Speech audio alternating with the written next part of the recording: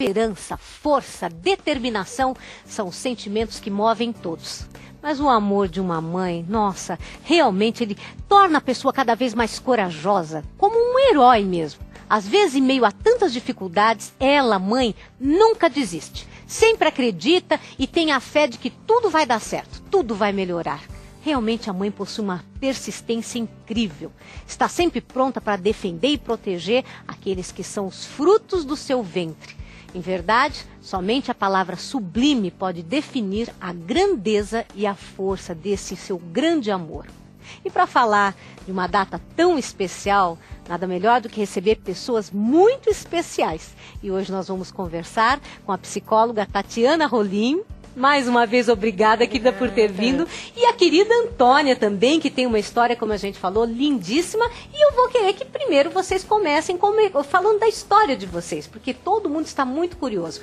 Começando por você, Tatiana, qual é a história tão linda que você tem de vida, que você é uma verdadeira heroína? Ah, tem tanta história. Eu acho que assim, eu começo dizendo que eu ainda me emociono muito de falar de toda essa história, porque acho que assim, eu sou mãe recente, não tanto, né? Quantos meses tem? Não, ela já tá com 1 ano e 8 meses. Ai, que lindo! Mas acho que assim, eu ainda tenho muito hormônio para pôr no lugar, sabe, Suzy? Então assim, eu me emociono muito de falar da minha maternidade, desse processo todo de me tornar mãe, porque eu me considero o tipo de mulher empreendedora, então acho que nunca coube, sabe, assim, na minha vida pensar na maternidade, né? Eu sempre fui muito agitada de ter sonhos, objetivos. Eu sofri um acidente faz quase 20 anos já, né?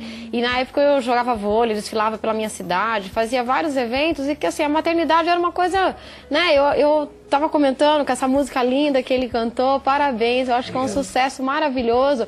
E discutindo aqui com a Antônia, falando quanto que a gente sente falta desse modelo de família, né? Do primeiro emprego. Mais antigo, né? Parece que tá perdendo. Tá perdendo isso, assim, pra gente, eu como mãe e deficiente, a Antônia como mãe especial de uma criança deficiente, desses valores que essa música retrata, né? Porque assim, do primeiro emprego, dividir o salário com a família. Eu tava aqui já me emocionando muito, né? E sofrendo com a carência daquilo que a gente tem hoje, né?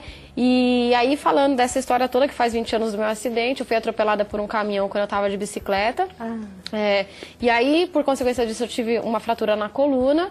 Aí eu fiz um primeiro livro que chama Meu Andar Sobre Rodas. Vamos ver, olha. A Antônia tá aqui de minha assessora. É a sua experiência. Isso, obrigada, exatamente. É a sua experiência. Isso, falando da trajetória toda, de como retomar, né, a vida social, ativa, profissional, sexual também, porque não se pode esquecer da sexualidade. Perfeito. Né, e a retomada profissional também, nesse mercado de trabalho, a acessibilidade no transporte coletivo. Enfim, é um compêndio de várias coisas que eu divido, né, a experiência com outras tantas pessoas. E aí fui retomando todo esse trabalho até surgir agora a fase 2, né, 3, 4, já nem sei que número que eu tô. Como é que foi essa sua decisão pela maternidade? Porque a gente sabe que existe uma série de complicações. Nossa, eu acho que mais do que complicações, existe um receio, desde do meio médico, quanto o preconceito da sociedade. Como é que foi, né? isso pra você, como médico? Eu tava casada, né, na época a gente já tava junto há 7 anos e eu já tava, acho que naquela... Eu falo que eu tava sentindo que meus óvulos estavam acabando, porque o homem, né, ele não tem isso, ele pode reproduzir a hora que quiser. Sim. E a mulher, a gente começa a sentir uma cobrança biológica, né, e eu tava já com 32 anos e repensando isso. Começou me atacar esse desejo de ser mãe, de me ver grávida, de sonhar, de ver as outras mulheres também. E eu comecei a me sentir preparada para isso. E aí eu falei pro Eduardo, né, que era o companheiro, falei, vamos engravidar. Aí fomos atrás de um médico para ter um planejamento familiar e tudo mais, né. E aí o médico no primeiro momento perguntou se ele tinha certeza se ele queria me engravidar. Aí ele falou, tenho certeza, é com ela que eu quero, é com ela que eu quero ter um filho. Então aí a gente já sentiu que foi um banho de água fria, né? Mas aí, enfim, aí a gente foi pra casa treinar. Ótimo! Isso é que é amor. É uma mulher como qualquer outra. Claro, não é Exatamente. Sim, né? querido. O quê? Oi, E meninos. quando entra a cegonha nessa história? Ah, você vai saber já já, meu querido. Então, já começou a chegar nessa história, né? Aliás, lindos meninos, um beijo pra vocês. Beijão. Achei Beijão, demais, viu? né? Beijão, E vocês são inclusivos, porque cada um tem uma origem, tem uma Verdade. cor, né? Eu achei muito bacana. Parabéns, vocês são fofos, né? Obrigado, viu? Lindos, lindos Foi muito mesmo. bem lembrado, viu? Né? Olha, Eles- vocês fazem um trabalho, Fantástico. até com o Marcinho, agora o Bob, né? Olha, fantástico. É encantador, tá vendo? Fiquei fã. Eu fiquei até emocionado agora. Olha, eu acho que isso foi uma homenagem pra vocês, viu? O programa hoje tá muito especial. Mas é bacana, porque eles lembram bem que todos somos diferentes, ao mesmo tempo que somos iguais, né? Respeitam as diferenças, né? Exatamente. Mas só que o Teco é o mais diferente de todos aqui. Ó. Por quê? Ele é esquisito demais. Olha só, o que eu acho é que é o seguinte... Que eu fiquei muito feliz vocês falando assim, que todos nós somos iguais. Viu? Isso mesmo. Eu fiquei muito feliz. É isso Muito mesmo. bom. Agora, voltando um pouquinho, Tatiana. E essa igualdade, né? Eu não me senti respeitada nessa igualdade como mulher quando Sim. eu procurei esse serviço médico. E aí que eu, brincando, né? A gente foi treinar em casa. E quando eu fui procurar uma outra médica, aí eu já tava grávida, né? E falei pra ela, eu falei, eu não gostei, tipo, passei com outro colega seu. E ela me indicou pro Dr. Douglas, que é da maternidade de Santa Joana, que acabou me convidando pra fazer o parto lá. Puxa. E eu tive, assim, todo um trabalho de acompanhamento, mês a mês. Foi um pré-natal maravilhoso, Suzy. Foi, assim, uma das fases que... Gostosas, não é? Linda, Verdade, né? mágica. Mágica. Eu tive uma gravidez muito tranquila, muito abençoada, não tive nenhuma intercorrência. Eu acho que, assim, acho que quando junta o desejo, né, e encontrar uma equipe bacana, acho que tem tudo pra dar certo, né? Qual foi o seu maior medo?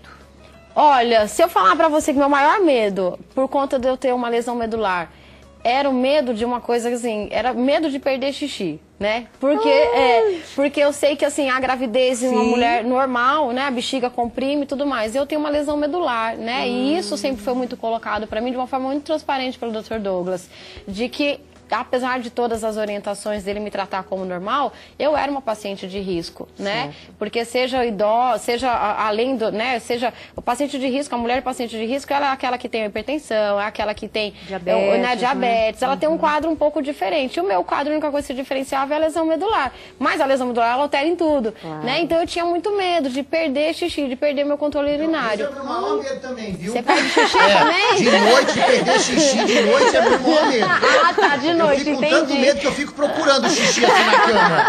Aparecer hoje aqui, olha, eu vou te falar que eu procurava o meu também. Eu procurava o meu. E no final, eu falo isso claramente no outro trabalho que eu tô fazendo agora. Eu procurava, mas assim, olha, posso dizer que eu só encontrei ele nas últimas semanas da gravidez. Você achou seu xixi? Eu achei nas últimas semanas, porque eu já não tinha mais condições, né, físicas da barriga, de ficar pulando da cadeira, porque pra vocês que andam é muito fácil levantar e sentar, né? Claro. Pro cadeirante, então assim, e grávida, então era tudo mais difícil, era muito cansativo. Então eu passei a usar uma fralda e falo isso sem nenhum tabu, porque era a forma que eu tinha de proteger meu bebê e a mim também. Eu né? não quero usar fralda, não. Não precisa. Esses dois aqui vão tirar muito sarro de mim. Foi uma técnica. Claro, pra sem poder- dúvida. Ele falou que nunca achou o xixi dele, mas sabe quem acha o xixi dele todo dia de manhã? Quem? A mãe dele na Ah, legal, bom. E foi muito tranquilo, porque eu levava isso pro meu médico. Eu falava, eu tenho muito medo disso. Aí ele falou, não, a gente vai acompanhando, me passando toda a segurança. E de fato, nas últimas semanas, realmente, eu preferia fazer xixi na cama, na fralda, do que ter todo o esforço, né? Lógico. E aí, no final da gravidez, eu já estava sozinha, acabei me separando no final da gravidez. Ah, Então, você se separou? isso. Ele teve depressão pré-parto, né? E aí as coisas se prolongaram também, a gente acabou se separando logo depois, né? Então assim, eu tive que contar muito comigo, né? E para me proteger, lógico, eu tive que usar estratégias, né? Perfeito. E aí acho que o parto foi assim um trabalho muito bacana, muito acompanhado, com muita segurança também. E aí vieram as dificuldades no pós-parto. É isso que eu ia lhe perguntar. Como foi? Porque você tinha que ter algum auxiliar, alguma pessoa... Eu depois, né, acho que como toda mãe, nesse momento, a gente quer ser filha também. Ah, né? com certeza. E acho Ter o acolhimento da mãe é tudo, E era né? o que eu mais precisava. Eu estava passando por um momento difícil, a separação, Exato. tratando problemas de saúde mental, essas coisas todas. Então eu precisava me sentir filha também. E aí eu fui para casa dos meus pais, onde eu fiquei a maior parte do tempo, né, para conseguir aprender, porque eu nunca tinha cuidado de um bebê, né? Eu sempre estudei, trabalhei, viajei, faço palestras, eu sou consultora de RH, então atendo empresas, né, na empregabilidade da pessoa com deficiência também, né? Então, assim, tem um trabalho muito ativo. Então, eu nunca tinha tido muito contato com criança, de repente eu vi a minha filha, tão pequenininha, tão molinha, então eu tinha muito medo de dar banho, tinha muito medo de trocar, né? Sim. Mas acho que a gente tem aquele instinto, né? Vai, pega, né? E supera essas coisas. E eu fui aprendendo. E aí, uma das coisas que eu realmente assinalei, Suzy, é que, assim, que eu tive que me adaptar a essa velocidade das situações, porque a bebê crescia de um dia para o outro, Claro. né? Então, uma técnica que, de repente, eu pegava, às vezes, vezes ela embrulhada num pano para ficar mais fácil, já não dava mais no outro dia, porque já cresceu, né?